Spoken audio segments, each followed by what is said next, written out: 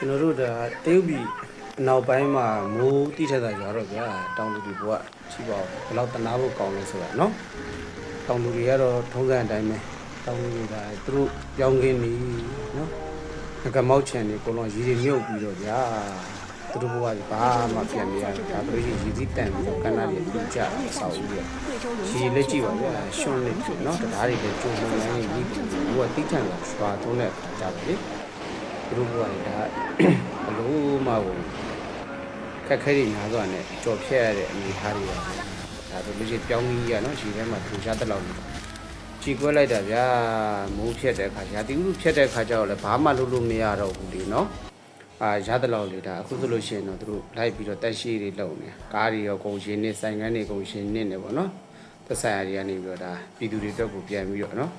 စားတောက်တွေနဲ့ပြန်ပြီးတော့တဲခင်းပြီးတော့လုပ်ပြီးတဲ့ဟိုရေးတွေပါဗျာကုညီပေးကြတဲ့လူတွေအတွက်တော့ကြည်နူးစရာလေးတွေပါပဲเนาะ